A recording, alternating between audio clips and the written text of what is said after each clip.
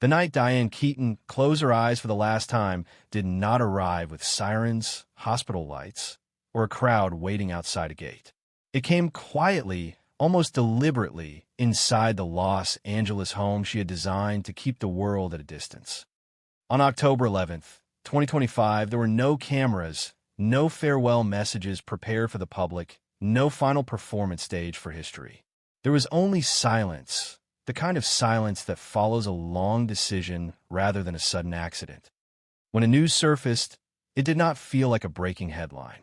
It felt like a delayed realization, as if something that had already ended years earlier had finally been given a date.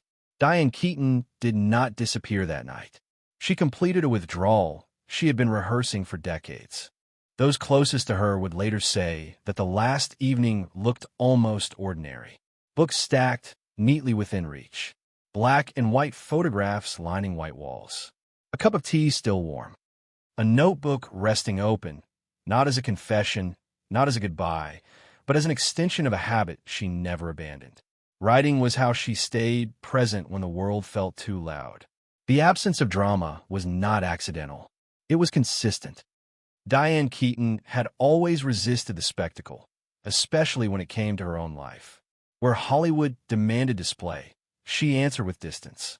Where fame invited noise, she chose restraint. Even her final moment carried the same signature. What unsettled people was not how she died, but how little she seemed to want the world to notice. For over 50 years, she had existed at the center of American cinema, yet she refused to let that center define her. She did not age the way Hollywood expected. She did not soften her edges to remain acceptable. She did not negotiate with nostalgia. And in her final years, she did something more radical than rebellion. She became still. She stopped explaining herself. She stopped participating in the performance of relevance. That stillness, more than any rumor, is what haunts the story of her last night. The world remembered her as an icon of authenticity, a woman who rewrote the image of modern femininity without ever announcing that she was doing so. But authenticity has a cost when it is sustained for a lifetime. Living without armor in an industry built on illusion leaves marks that are not always visible. In the months before her death, Diane spoke less about projects and more about memory. Not memory as celebration, but memory as weight. She once said she did not fear leaving, only being misunderstood for leaving quietly. That sentence lingered long after she said it, because it suggested something unresolved, something private that did not want to be turned into a headline. Her isolation in later years was often misread as melancholy or fragility. Those who knew her better described it differently. They spoke of intention. She curated her days with the same precision she once brought to her roles. Morning routines that never changed. Long hours spent alone, not in despair, but in observation. Gardening. Photography. Writing without an audience. She was not hiding from life. She was editing it. The world she stepped away from had grown faster, louder, more transactional. She no longer recognized herself inside it, and she refused to reshape herself to fit its demands. The final night did not offer revelations in the conventional sense. There was no note explaining regrets, no accusation, no closure neatly wrapped in words. What remained was a single line written in her notebook, a sentence that sounded more like a thought than a message. When the noise ends, perhaps someone will hear the whisper. It was not a plea. It was an observation. Diane Keaton understood something many public figures never accept. Silence can speak more honestly than explanation. Mystery can be a form of truth. Her death forced an uncomfortable question onto those who watched her from a distance for decades. Why does a woman who seemed to have everything choose to fade rather than be celebrated until the end? The answer is not hidden in scandal or tragedy. It is buried in choice. Diane spent her life saying no when yes was expected. No to reinvention for approval. No to romantic narratives that did not feel true. No to aging on someone else's terms. The last no was the quietest, but also the most final. That night in Los Angeles was not an ending shaped by loss alone. It was the conclusion of a long conversation she had been having with herself about presence, memory, and freedom. Diane Keaton did not leave behind a spectacle. She left behind a posture, a way of stepping out of the light without resentment. A reminder that sometimes the most defiant act is not to fight for attention, but to release it. Her final moment was not meant to be witnessed. It was meant to be understood later, slowly, by those willing to listen beyond the noise. Long before silence became her final language, Diane Keaton learned how to live with distance. She was born into a household where ambition and restraint existed side by side, where admiration was earned quietly and disappointment was rarely spoken aloud. Her mother, Dorothy Hall, carried an unfulfilled artistic longing that shaped the emotional climate of the home. Creativity was encouraged, but approval was conditional. Diane grew up absorbing, learning how to read the room before speaking, how to perform competence without demanding affection. That early training would later serve her well on stage and screen, but it would also plant the first seeds of insecurity that followed her into adulthood. She was not raised to be loud or indulgent. She was raised to be precise. Even as a child, she gravitated toward structure, toward rehearsal, toward the safety of preparation. Music lessons, speech training, and discipline gave her control, but they also reinforced a belief that worth had to be earned continuously. Praise never lingered long enough to settle. When she later described her childhood, she did not speak of trauma, only pressure, the kind that does not bruise but slowly reshapes a person from the inside. When she entered the world of performance, she did not resemble the archetype Hollywood preferred. She was not immediately dazzling. Her beauty was unconventional, her presence understated. Yet there was something unmistakable in her timing, in the way she allowed pauses to breathe, in how vulnerability appeared without apology. Directors noticed it. Audiences felt it before they could name it. What separated her from others was not confidence, but awareness. She knew exactly how exposed she was, and she chose to step forward anyway. Her early work in theater gave her a sense of control she would later miss in film. On stage, the boundaries were clear. The story ended each night, the applause rose and fell, and then she could leave. Cinema was different. Film froze moments, replayed them endlessly, turned private expressions into permanent artifacts. Diane understood this instinctively, and it made her cautious. She gave performances that felt intimate, but she guarded her inner life with discipline. The contradiction fascinated audiences. It also exhausted her. As her career accelerated, she became associated with a new kind of female presence on screen. Intelligent, awkward, ironic, emotionally articulate without being decorative. This was not a role she set out to claim. It was simply who she was. But representation carries weight. With each success, expectations grew heavier. She was no longer just acting. She was symbolizing something. Independence, authenticity, modern womanhood. These labels followed her everywhere, and though she wore them gracefully, they quietly narrowed her freedom. Success brought recognition, but not resolution.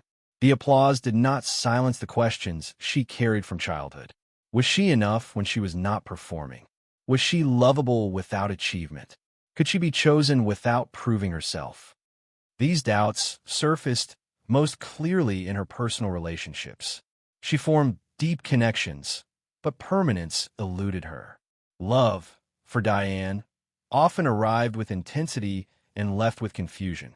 She once admitted that she was skilled at falling in love, but uncertain how to stay. The statement was not self-criticism. It was self-diagnosis. Her fear was not intimacy itself, but dissolution. She worried that proximity would erase her edges, that belonging might cost her identity. This tension between independence and longing defined much of her private life. While the public admired her refusal to conform, they rarely considered the emotional toll of standing alone so consistently. Diane did not reject marriage or traditional partnership out of defiance. She did so out of caution. The risk of losing herself felt greater than the risk of loneliness. As the years passed, Her career evolved, but the industry around her shifted faster. Youth became currency. Familiar faces were replaced by newer ones with alarming speed. Diane adapted professionally, but she resisted culturally. She did not chase trends. She did not alter her appearance to preserve desirability. Instead, she leaned further into what felt honest. Her style became more pronounced, almost uniform. Suits, hats, glasses, a visual boundary between herself and the gaze of others. It was both armor and declaration. Behind that composed exterior, however, the weight accumulated. Aging forced her to confront the question she had postponed for decades. Who am I when the roles end? Writing became a way to explore that terrain. In her books, she examined memory without sentimentality. She acknowledged regret without dramatizing it. She spoke openly about insecurity, about her complicated relationship with her mother, about the persistent feeling of being slightly out of place, even at the center of success. These reflections were not confessions. They were calibrations. By the time she began to withdraw from public life, the decision was not sudden. It was the result of years of internal negotiation. She had given enough. She had said enough. The world continued to ask for more, but she felt complete. The retreat was not an escape from pain, but a movement toward coherence. She wanted her life to feel aligned, not impressive. That desire, formed quietly in childhood, matured through decades of visibility, and eventually led her back to silence. This background is essential to understanding the stillness of her final years. Diane Keaton did not arrive at isolation by accident. It was the logical conclusion of a life spent balancing exposure with restraint, love with self-preservation, recognition with privacy. Every choice she made early on prepared her for that ending. Not an ending marked by absence, but by intention. The past did not haunt her. It instructed her. The shift did not announce itself with a single event. There was no scandal, no public breakdown, no abrupt cancellation that could be pointed to as the moment everything changed. Instead, it unfolded quietly, almost invisibly, over the final years of Diane Keaton's life. Invitations went unanswered. Phone calls were returned days later, if at all. Projects that once would have intrigued her were declined without explanation. To the outside world, it looked like rest, perhaps even contentment. To those who watched closely, it felt like something tightening inward, a deliberate narrowing of her world. In the final stretch of her life, Diane's days became increasingly structured and repetitive. She woke early, tended to her garden, prepared her own meals, and spent long hours alone with notebooks spread across a wide white table. Writing was no longer a professional exercise. It was private, unpolished, and never meant to be shared. She wrote fragments rather than narratives, thoughts rather than stories, observations about memory, questions about time, short lines that circled the same themes again and again. Loss without drama, solitude without apology. She was not documenting events. She was mapping an internal landscape that felt increasingly detached from the world she once inhabited. Friends who visited her during this period noticed subtle changes. Her humor remained, but it carried a softer edge. Her laughter arrived more slowly, often followed by long pauses. She listened more than she spoke. When she did speak, the conversation drifted toward abstractions rather than plans. She talked about light, about architecture, about the way certain rooms made her feel safe. She rarely mentioned the future. When asked about upcoming projects, she smiled and redirected the topic. It was not avoidance. It was clarity. The industry interpreted her absence in predictable ways.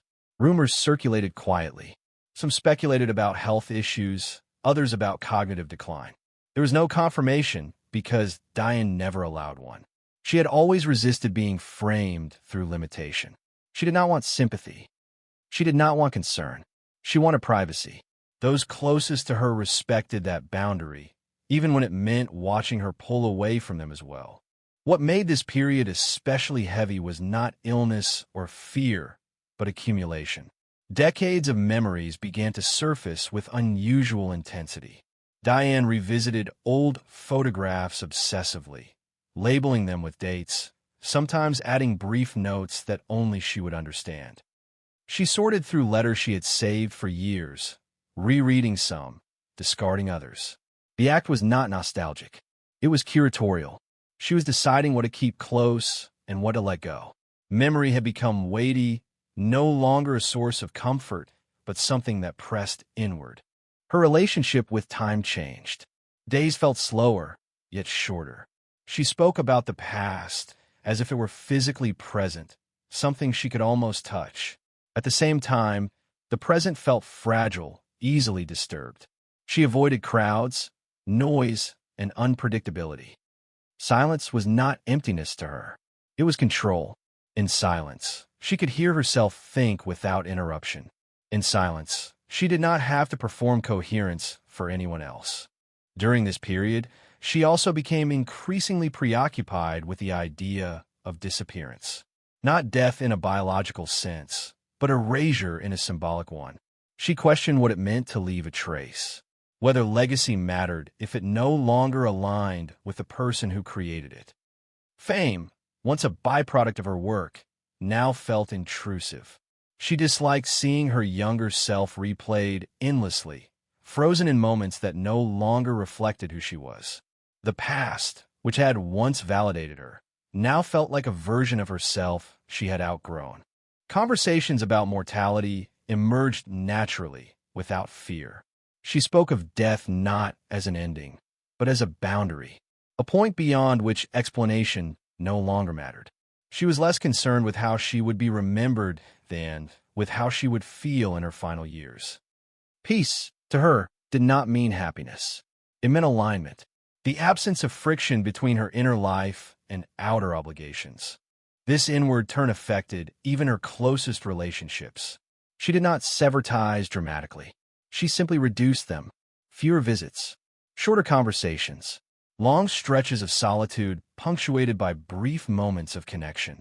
Her children sensed the change, but did not resist it. They understood that this was not withdrawal born of despair. It was something else, something chosen. She was not closing herself off from love. She was redefining the terms on which she accepted it. The final months were marked by an almost ritualistic calm. She arranged her space meticulously. Objects were placed deliberately. Nothing felt accidental. She spent more time sitting quietly, observing light as it moved across walls and floors. Sometimes she would sit by the window for hours without speaking, as if waiting for a thought to arrive. There was no visible anxiety, no urgency, only a steady inward focus that suggested resolution rather than decline. On the day she died, nothing disrupted that pattern. There was no sign of distress. She was found seated in her favorite chair, her notebook open, a cup of tea nearby.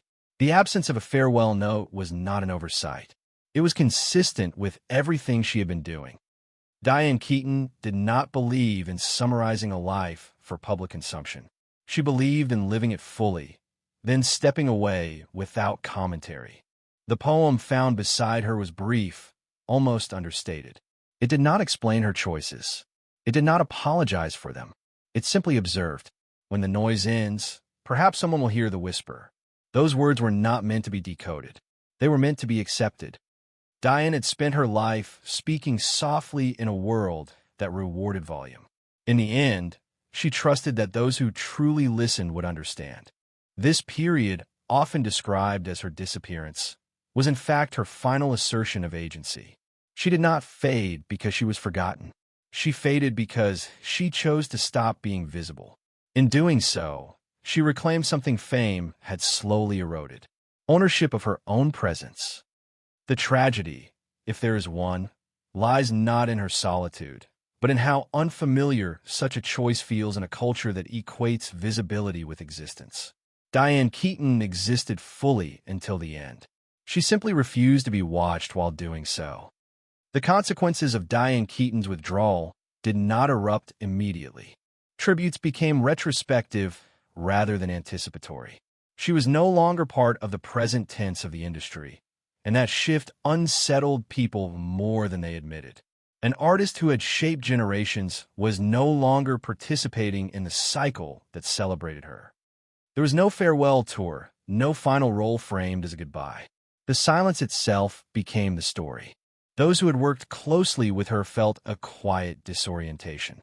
Directors who once relied on her instincts struggled to articulate what was missing, only sensing that something essential had slipped away. Younger actors spoke of her influence with reverence, yet many had never met her. She had become a reference point rather than a presence. That transformation carried weight. It forced the industry to confront a question it rarely asks. What happens when someone refuses to be consumed by their own legacy? For the public, her retreat was often interpreted as fragility. Commentators speculated about age, about relevance, about the emotional toll of a long career. But these interpretations missed the deeper impact. Diane Keaton did not retreat because she could not continue. She retreated because continuing no longer served her inner life. That choice disrupted the familiar narrative of decline. There was no dramatic fall to mourn, only a gradual removal that left observers uneasy because it could not be framed as failure. Within her personal circle, the effects were more intimate. Friends adjusted to her new rhythm, learning not to expect immediacy or explanation. Some felt the distance as loss. Others understood it as boundary. Relationships changed shape. They became quieter, more deliberate, stripped of casual presence. When she did engage, her attention was complete. When she withdrew, it was total. There was little middle ground. This clarity, while honest, required others to adapt in ways that were not always comfortable. Her children experienced the shift differently. They witnessed a mother who was increasingly inward, yet deeply composed. There was no sense of abandonment. Instead, there was a growing emphasis on autonomy. She encouraged independence, not through instruction, but through example. She demonstrated what it meant to stand alone without resentment. That lesson, subtle and demanding, would resonate long after her death. It asked for strength without validation. The broader cultural response to her withdrawal revealed more about the audience than about her. In an era defined by constant sharing, her silence felt confrontational. People searched for meaning where none was offered. They wanted a reason that could be consumed, debated, resolved. Diane offered none. The refusal itself became the impact. She forced a reconsideration of how much access a public figure owes the public. By stepping back completely, she exposed the assumption that visibility is a moral obligation. After her death, the reactions intensified. Tributes poured in, filled with admiration and confusion. Many praised her bravery without fully understanding what that bravery entailed. Others expressed regret that she had not allowed the world closer at the end.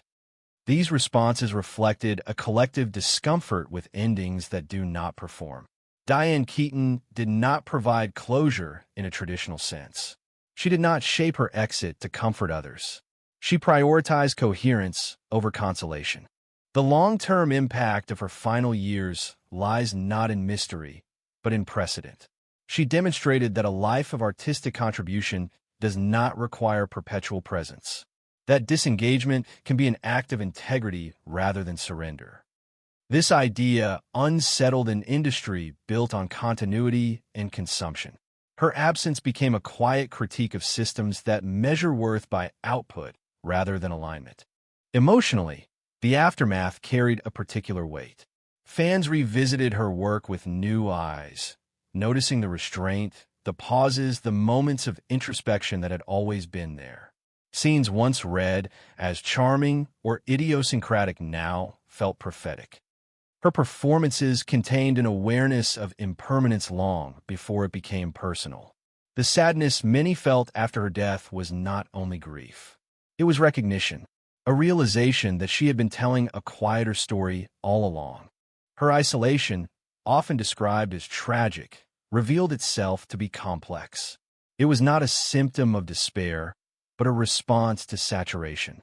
After decades of being observed, she reclaimed the right not to be interpreted. That decision carried consequences. It limited connection. It invited misunderstanding. it also preserved something essential: her sense of authorship over her own life. The impact on those left behind was not explosive. It was contemplative. People spoke more softly when discussing her. Conversations lingered. There was less certainty, more reflection. In that way, her influence continued, not through spectacle, but through tone. She shifted the emotional register of remembrance itself. In the end, the consequences of Diane Keaton's final years cannot be measured by box office figures or public appearances missed. They are measured by the questions she left unresolved. About aging, about presence, about the courage it takes to step away without explanation. Her silence did not diminish her legacy. It complicated it, and in doing so, it invited a deeper form of respect, one that does not demand access, only understanding. There are stories that never reached interviews, moments that never found their way into memoirs or public reflection. These were not secrets in the conventional sense. They were fragments of a private interior life Diane Keaton guarded carefully, not out of fear, but out of respect for their fragility.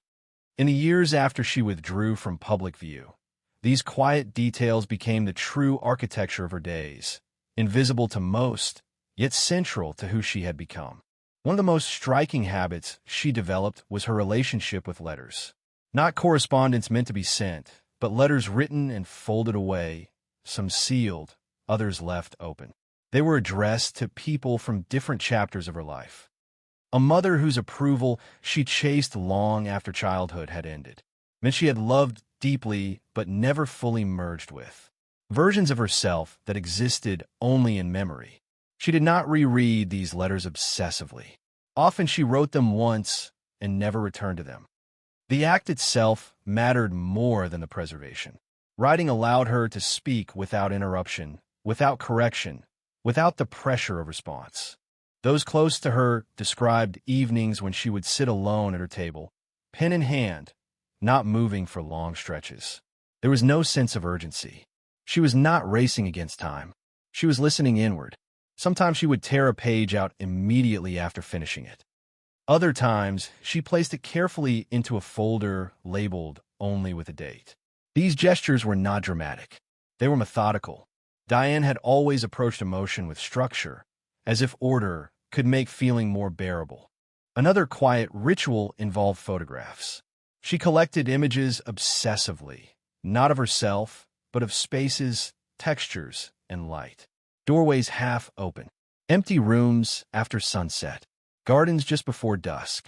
These photographs were never exhibited. They were never curated for an audience. They existed as a record of presence without performance. In them, there were no faces demanding interpretation, no narratives imposed. Just stillness. For Diane, these images represented a form of honesty she rarely found in words. Friends who visited her during this period noticed how carefully she managed conversation. She asked thoughtful questions, listened intently, but rarely offered details about her own emotional state. When concern was expressed, she redirected gently, not dismissively, but decisively. She did not want her solitude to be mistaken for suffering. Yet she also did not romanticize it. She acknowledged moments of heaviness, especially at night, when memory crowded the quiet. She did not deny loneliness. She simply refused to dramatize it. One of the most revealing details shared privately was her habit of walking through her house late at night, turning lights on and off, adjusting objects by inches. Chairs moved slightly closer to windows. Books repositioned. Plants rotated toward light. These were not symptoms of restlessness. They were acts of alignment. She believed that space affected thought, and thought affected peace.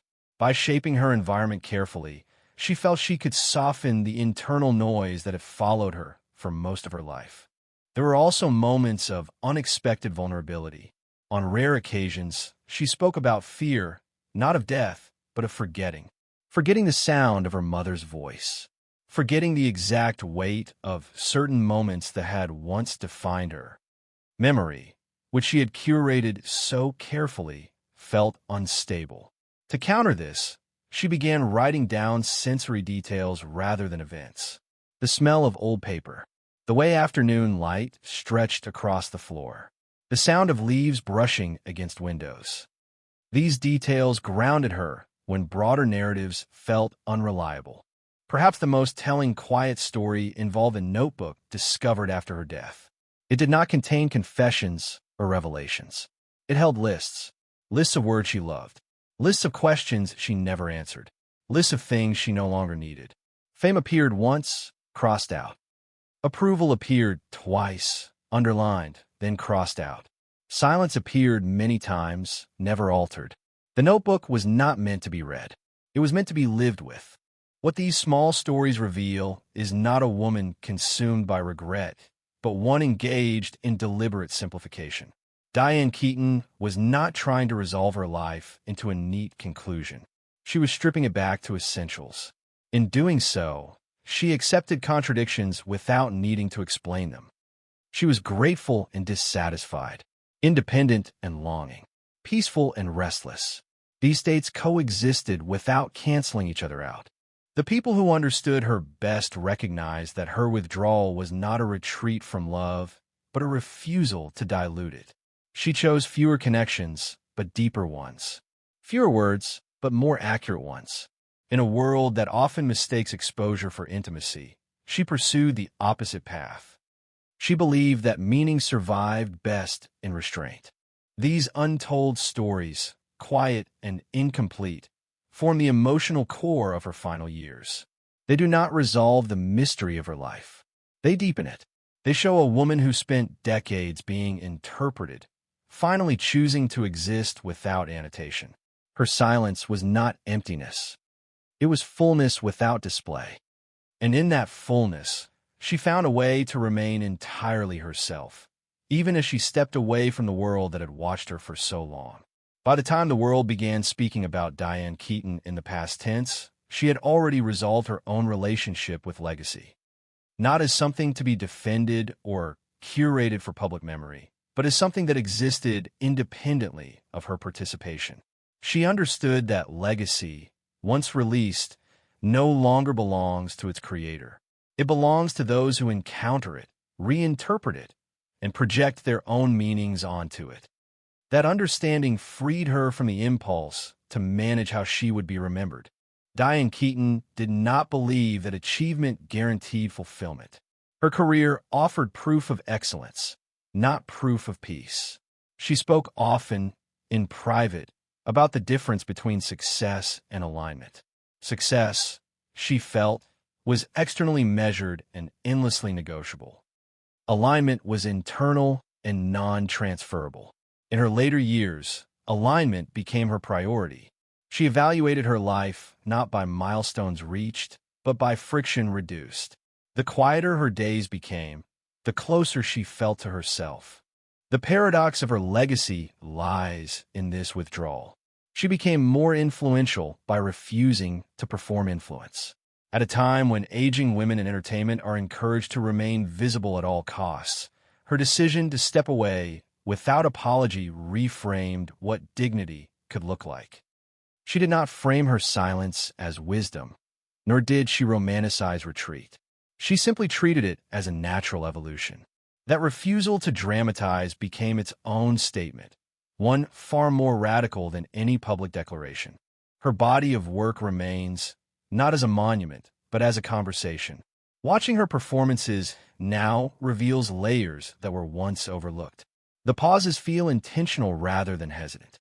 The restraint reads as emotional intelligence rather than quirk.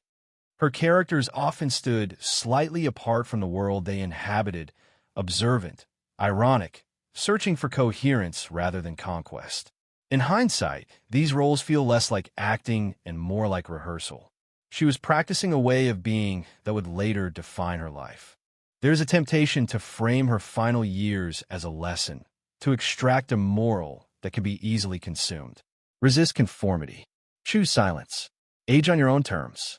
But Diane Keaton did not offer prescriptions. She offered presence. Her life suggests that meaning is not something to be broadcast. It is something to be lived privately, sometimes even invisibly. The discomfort many feel when confronting her choices reflects a broader cultural unease with autonomy that does not seek validation. Her legacy also forces a reevaluation of loneliness. Society often treats solitude as a deficit, something to be solved or explained away. Diane treated it as a condition to be shaped. She acknowledged its weight without pathologizing it. She accepted its costs without resenting its benefits. In doing so, she modeled a form of emotional honesty rarely celebrated. She showed that solitude can be chosen without bitterness, that independence does not require isolation, and that withdrawal does not always signal despair. Perhaps the most enduring aspect of her legacy is the permission she granted without ever asking for recognition. Permission to age without apology. Permission to disengage without explanation. Permission to value coherence over applause. These permissions were not granted through advocacy or manifesto. They were embodied quietly, consistently, over time. That is why they endure. They were lived, not argued. In reflecting on her life, one must resist the urge to resolve her contradictions. She was admired yet insecure, independent yet longing, public yet private. These were not flaws to be corrected. They were tensions she carried consciously. Rather than eliminating them, she learned to live within them. That acceptance shaped her final years more than any external circumstance. She did not seek clarity by simplifying herself. She sought peace by allowing complexity to remain unresolved. The legacy she leaves is therefore not one of answers, but of posture, a way of standing in the world without demanding it look back, a way of exiting without needing to be chased. Her silence was not an absence of voice, but a refusal to fill space unnecessarily. In a culture addicted to noise, that refusal reads as courage. Diane Keaton did not attempt to be eternal. She accepted impermanence without spectacle. Her work continues to speak because it was never designed to shout. Her life continues to provoke because it was never designed to instruct. She lived according to an internal measure that remained consistent even as the world around her shifted. That consistency, more than fame or accolades, is what defines her legacy. When future generations look back, they may remember her films, her style, her distinctive presence. But beneath those markers lies something quieter and more enduring. The example of a woman who knew when to step forward and when to step away, and who treated both choices with equal integrity. In the end, there was no curtain call, no final image designed to fix Diane Keaton in collective memory. What remained was quieter, less obedient to narrative. A house filled with light, objects arranged with care, pages written without an audience. Her life did not close with resolution, but with continuity, as if she had simply stepped into another room where the noise could no longer follow. For those who searched for a clear conclusion, this felt unsettling. For Diane, it felt honest. Her story resists summary because she resisted simplification. She was never comfortable being reduced to a symbol, even when that symbol worked in her favor. She understood that identity, once frozen, becomes a burden. So she kept moving internally, shedding versions of herself that no longer fit. Actress, icon, muse. Each role was inhabited fully, then released. The last role she played was the most private one, a woman choosing how to live when no one was watching. The public response to her passing revealed how deeply she had marked people, often without their realizing it.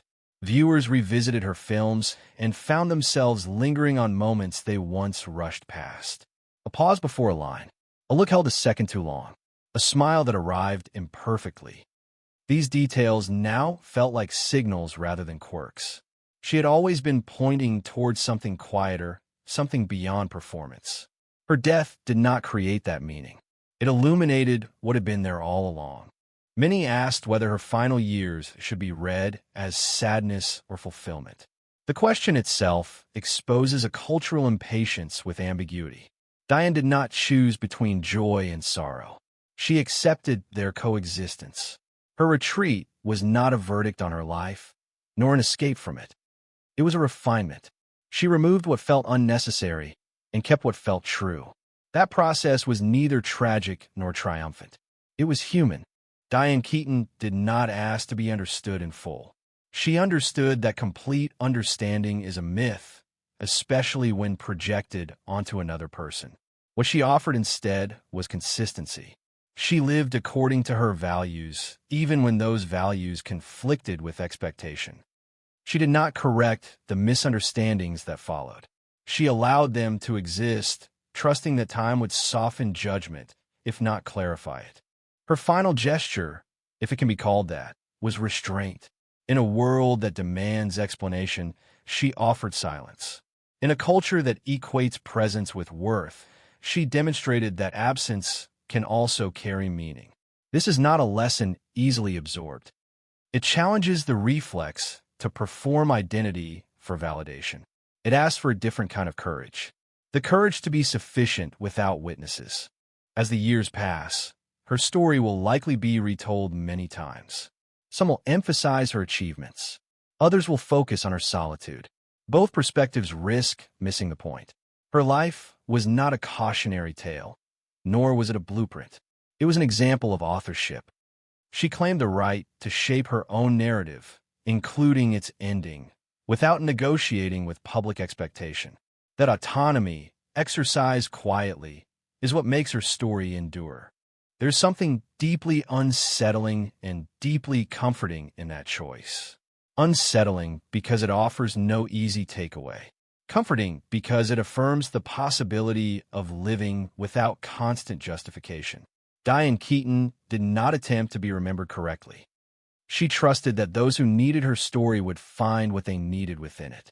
The image that lingers is not of a star fading, but of a woman at peace with incompleteness, sitting by a window, writing a line that does not explain itself, allowing the world to continue without her commentary. That image resists closure, and perhaps that is the point. Some lives are not meant to conclude with answers. They conclude with presence, then quiet.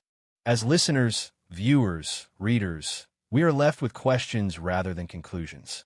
What does it mean to live fully without being consumed by visibility? When is withdrawal an act of strength rather than surrender? How much of ourselves do we owe to the world that watches us? Diane Keaton did not answer these questions. She embodied them.